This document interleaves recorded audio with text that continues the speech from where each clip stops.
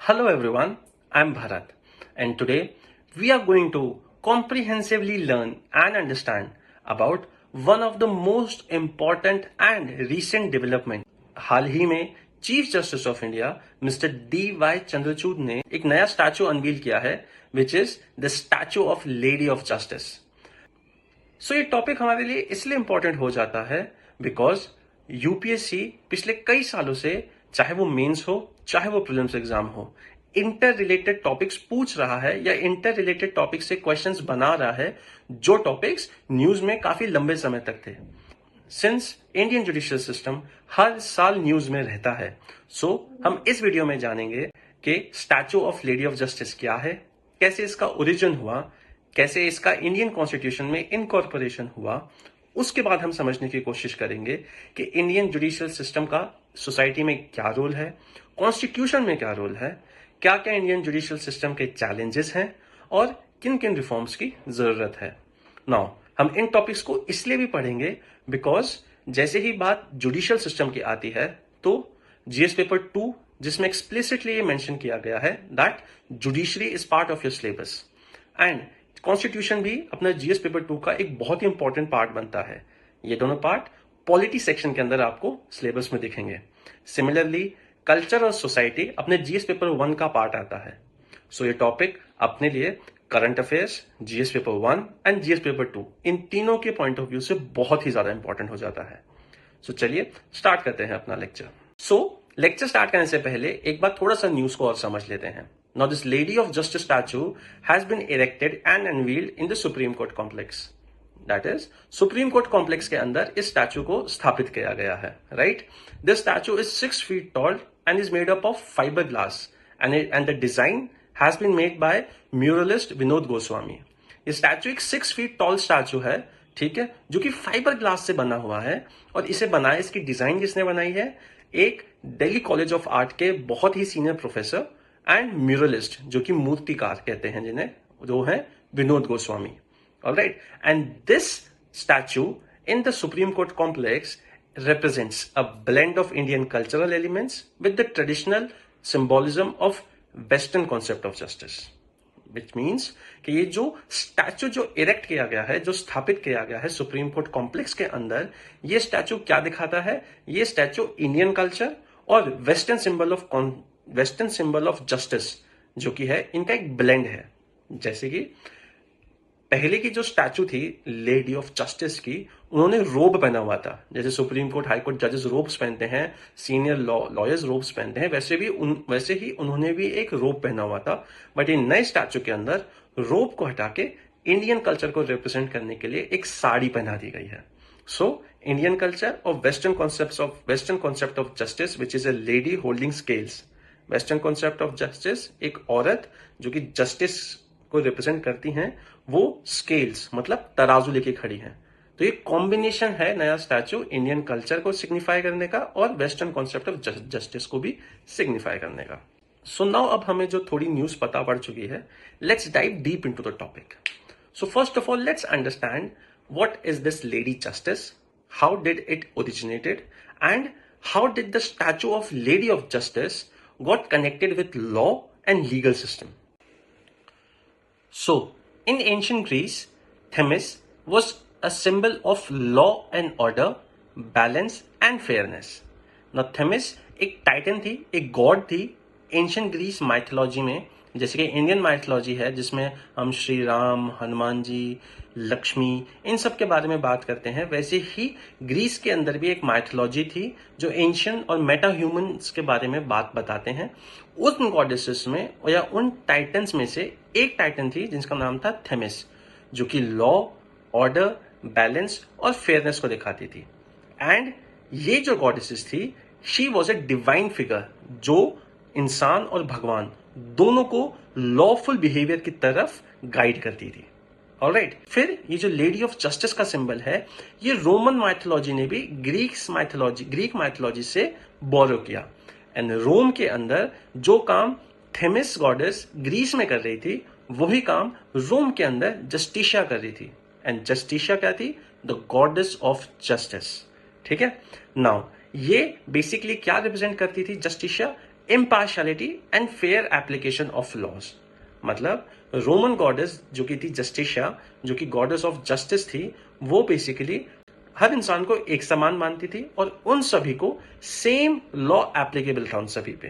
That is it is a powerful symbol of impartiality and the fair application of law. और वो उनका जो statue था या उनका जो रिप्रेजेंटेशन था वो बेसिकली ब्लाइंड फोल्डेड था, लाइक उनकी आंखों पे पट्टी होती थी।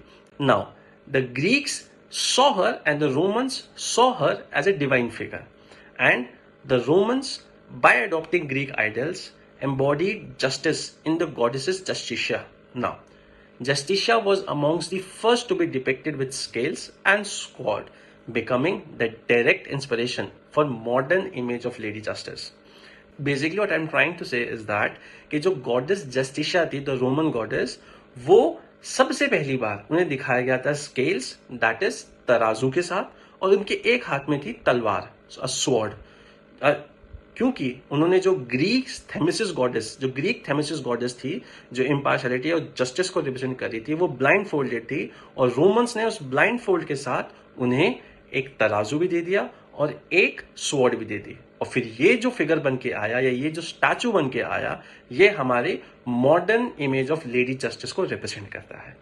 ऑलराइट, सो आई होप आप इसका ओरिजिन समझ चुके होंगे। नाउ लेट्स अंडरस्टैंड कि ये कैसे लॉ और जस्टिस से एसोसिएट हुआ।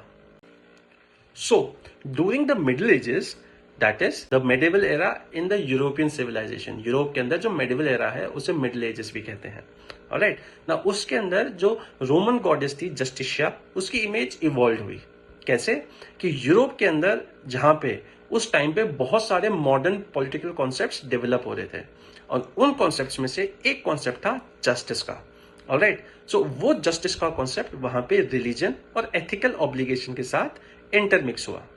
मतलब कि जो जस्टिस है कि सही और गलत के बीच का डिफरेंस समझ के इंसाफ करना, बेसिकली उस कॉन्सेप्ट को पहले रिलीजन के साथ जोड़ा गया यूरोप के अंदर, क्योंकि यूरोप के अंदर पहले रिलीजन बहुत सुप्रीम था और बहुत ही गलत चीजें by the priest and the king were happening in Europe. तो बेसिकली जस्टिस को यूज किया गया बाय द फ्रीडम फाइटर्स और by the philosophers to counter the messages, the unfair messages of the religion and the priest and the king. ठीक है, सो इस justice के concept को रिलीजन और एथिक्स के साथ एम्बॉडी किया गया मिडिल एजेस में यूरोप में।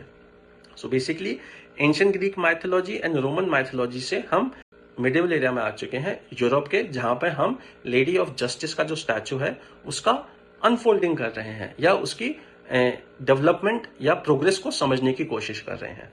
Now the scales which were in the hand of the statue became the universal representation of weighing the evidence impartially.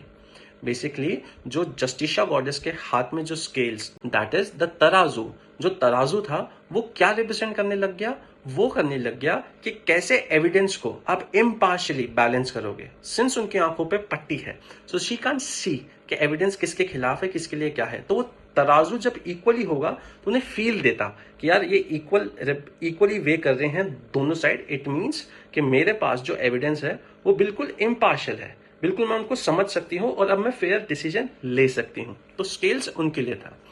And renaissance period which is also known as the revival period in the medieval era of Europe, उसके अंदर जो artist philosophers थे वो lady justice को अपनी paintings और अपने sculptures के अंदर बताने लग गए या दिखाने लग गए, और इन सब को वो लोग जस्टिस से रिलेट करने लग गए। ऑलराइट, और ऐसे ही चलते चलते अब जो उनके एट्रीब्यूट्स हैं, एट्रीब्यूट्स मतलब जो उनके कैरेक्टरिस्टिक्स हैं, जैसे ब्लाइंड फोल्ड, स्वॉर्ड, स्केल्स, रोब, वो धीरे धीरे समय के साथ उनके अंदर ग्रेजुअली आने लग गए, ग्रेजुअली इनगल्फ होने लग गए। ठीक है, तो हमने अभी तक जाना कैसे एंशिएंट टाइम्स में इनका ओरिजिन हुआ, कैसे मेडिवल टाइम्स में इनको अपने कैरेक्टर्स और एट्रीब्यूट्स और जस्टिस से रिलेट किया गया with the help of scales. Okay, अब हम जानेंगे जो उनके एट्रीब्यूट्स हैं, जो उनके कैरेक्टरिस्टिक्स हैं, वो क्या मीन करते हैं या उनकी क्या मीनिंग है इंडिविजुअली। ओके, सो सबसे पहला एट्रीब्यूट है उनका the blindfold, the drape which is held on to her eyes, which is covering her eyes. Now though initially ये जो स्टैचू था ये ब्लाइंड फोल्डेड नहीं था, ये लेटर ऑन स्टेजेस में विच इज मिडिवल एरा में या मिडिल एजेस में इस एट्रीब्यूट को लेडी ऑफ जस्टिस के अंदर ऐड किया गया। अब ये क्या करता है, ये ऑब्जेक्टिविटी और इम्पार्शियलिटी को बताता है। दैट इज कि क्या ऑब्जेक्टिव है जस्टिस का और इम्पार्शियल होके देखना अपने हर एविडेंस को, हर इंसान को, चाहे वो कितना भी बड़ा हो, चाहे वो कितना भी छोटा इंसान हो, रिच हो, पुअर हो, डजंट मैटर, सबको समान मान के चलना, इक्वली लेके चलना, ये ब्लाइंडफोल्ड दर्शाता है। ब्लाइंडफोल्ड मतलब वो देख नहीं सकती कि सामने वाला रिच है, पुअर है, उनको सिर्फ एक चीज समझ में आएगी कि क्या सामने वाला सही है, गलत है, और उसी के बेसिस पे she will be delivering the justice. Okay, while not all representation include the blindfold, it has become an iconic symbol of fairness. अब इंडिया ही नहीं, बहुत सारे देशों ने ये लेडी ऑफ जस्टिस का जो स्टैचू है उसे इनकलकेट किया अपने जस्टिस और अपने जुडिशियल सिस्टम में। पर हर जगह सेम नहीं है उनके जो एट्रीब्यूट्स, कई कई स्टैचूज में ब्लाइंडफोल्ड है, कई में नहीं है। ओके, नाउ सेकेंड एट्रीब्यूट की बात करते हैं, विच is the scales, that is तराजू। तो the scales signifies weighing of the evidence, representing a balance in evaluating both sides of an argument or a case. मतलब कि जो स्केल्स हैं, तराजू हैं, वहां पे दो साइडें होंगी कि किसी भी चीज की, एक सही एक गलत। पर क्योंकि वो ब्लाइंड फोल्डेड है तो उन्हें स्केल की जरूरत पड़ती है ताकि जो एविडेंस आए है ना, उसके अंदर वो दोनों साइड का आर्ग्यूमेंट सुन के उसको बैलेंस कर सके, जो ताकि जो गलत हुआ है वो सही हो सके। Now this notion of balance is derived from the belief in equitably assessing truth and justice. मतलब ये जो बैलेंस करना है ये एक बहुत ही क्रूशल पार्ट हो जाता है कि सच और सही।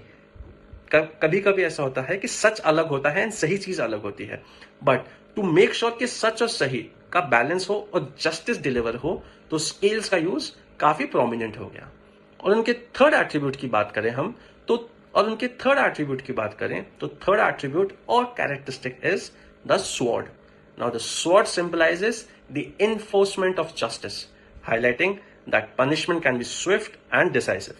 बेसिकली जो स्वॉर्ड या तलवार है वो क्या बताती है, वो जस्टिस कैसे इन्फोर्स होगा, कैसे लागू होगा, उसको हाईलाइट करती है कि जो पनिशमेंट होना चाहिए, जैसे एक तलवार और एक स्वॉर्ड स्विफ्ट मतलब फास्ट और डिसाइसिव होती है, वैसे ही जस्टिस भी स्विफ्ट होना चाहिए, जल्दी होना चाहिए, क्विक होना चाहिए, शार्प होना चाहिए। And it also reflects power of authority and the readiness of judicial system to uphold the order. Basically ये जो स्वॉर्ड है ये क्या सिंबलाइज करती है, ये पावर दिखाती है, किसकी, अथॉरिटी की, जस्टिस की। और जो जुडिशियल सिस्टम है वो रिप्रेजेंट कराती है जुडिशियल सिस्टम को कि कैसे जुडिशियल सिस्टम रेडी है to dispense justice just like a sword does. Okay, so अभी तक हमने न्यूज समझी, हमने इसका ओरिजिन समझा, जिसमें हमने एंशिएंट और मिडाइवल एजेस में कैसे ये स्टैचू और कैसे ये लेडी ऑफ जस्टिस इवॉल्व हुई वो समझा।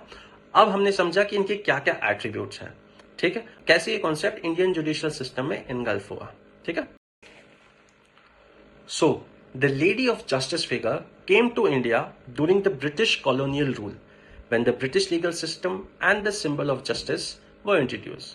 So, जब ब्रिटिशर्स इंडिया आए थे एंड उन्होंने खुद को स्टैब्लिश किया तो वो अपने कॉलोनियल रूल या अपने लीगल सिस्टम को भी इंडिया में लाए और उन्हें इंट्रोड्यूस किया। और उन लीगल सिस्टम्स का एक जो सिंबल ऑफ जस्टिस था, जो कि लेडी ऑफ जस्टिस का फिगर था, जो लेडी ऑफ जस्टिस का स्टैचू था, वो भी इंडिया में इनकॉर्पोरेट हुआ स्लोली।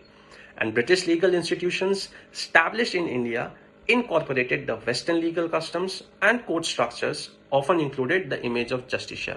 बेसिकली जो 1774 के अंदर जो कलकत्ता में हाई कोर्ट स्टैब्लिश हुआ और वैसे ही छोटे छोटे कोर्ट्स या गवर्नर्स ऑफिस, जो भी लीगल इंस्टीट्यूशन ब्रिटिशर्स ने स्टैब्लिश किए, उसके अंदर जो वेस्टर्न लीगल कस्टम्स जो कि वो अपने देश में फॉलो करते जा रहे थे और जो उनके कोर्ट के स्ट्रक्चर्स थे वो सब भी इंडिया में सेम के सेम वो लोग इंट्रोड्यूस कराते रहे।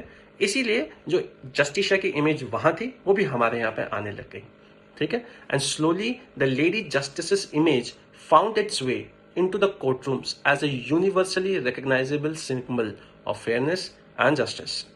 So, जो ये जस्टिशिया लेडी की जो इमेज, जो स्टैचू की इमेज थी, वो धीरे धीरे हर छोटे से छोटे और बड़े से बड़े कोर्ट के अंदर स्थापित हुई, ऑलराइट। और ये यूनिवर्सली एक सिंबल बन चुकी थी, किन चीजों का, कि जहां पे मूर्त है वहां पे फेयरनेस, मतलब सब कुछ सबको समान माना जाएगा और वहां पे इंसाफ मिलेगा, विच इज जस्टिस।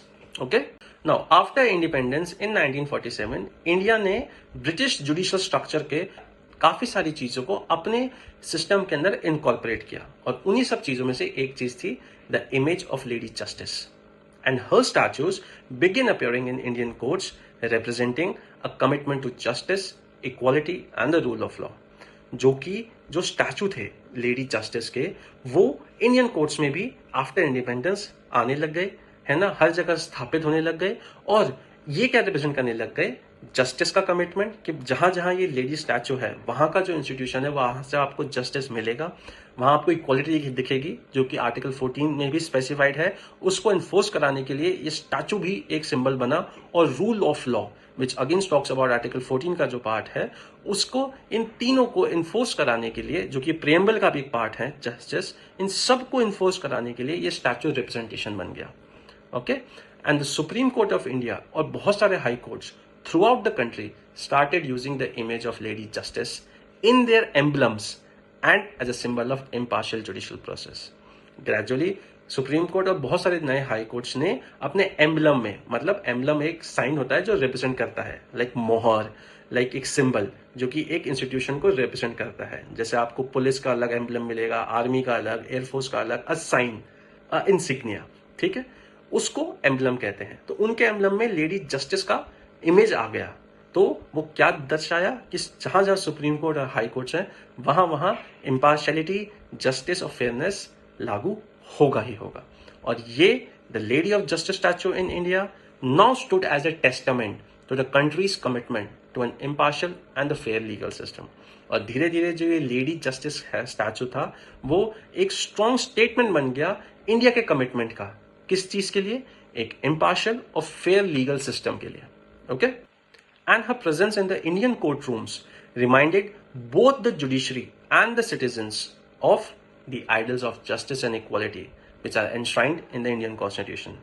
Basically, जो प्रियम्बल और बाकी का पार्ट है इंडियन कॉन्स्टिट्यूशन का, जिसके अंदर ideals of justice, equality, fraternity, ये सब मेंशन है, focusing on justice and equality more, वो क्या करने लगे, वो ये स्टैचू जो इंडियन कोर्ट रूम में है वो रिमाइंड कराता था हर बार जो लोग वहां जाते थे कि जुडिशरी और सिटीजन्स इन आइडल्स को इन्फोर्स कराने के लिए पूरी पूरी मेहनत करेंगे।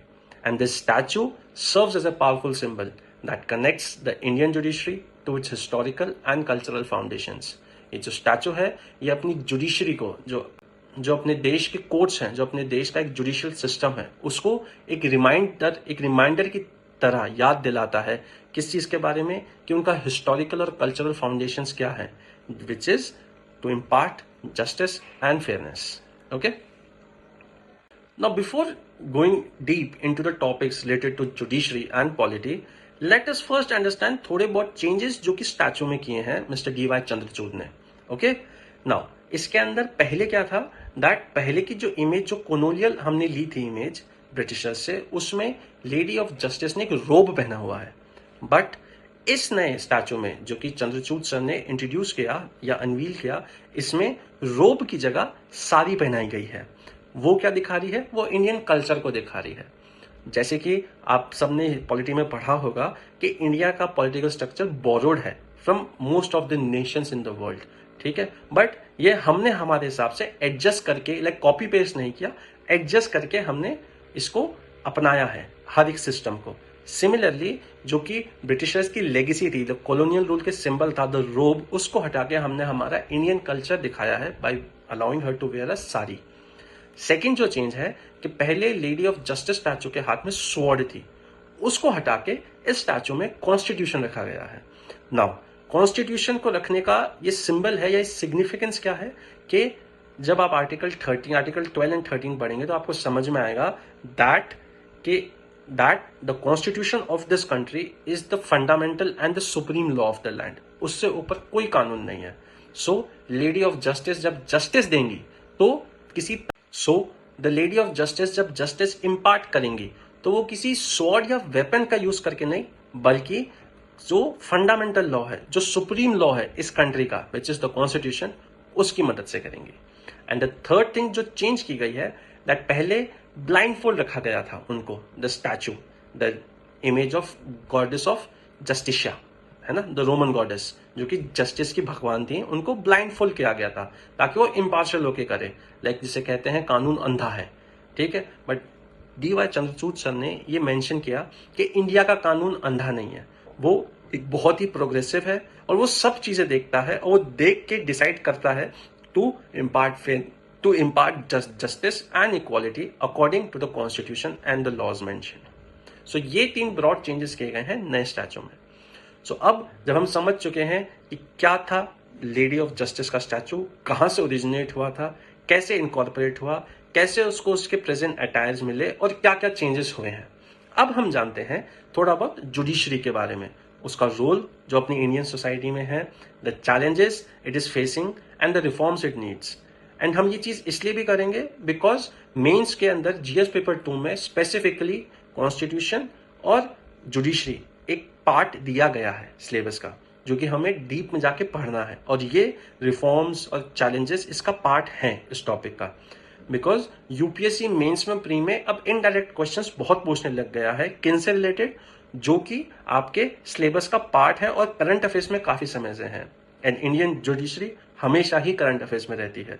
सो ये पार्ट करना काफी ज्यादा इंपॉर्टेंट हो जाता है हमारे लिए। ओके।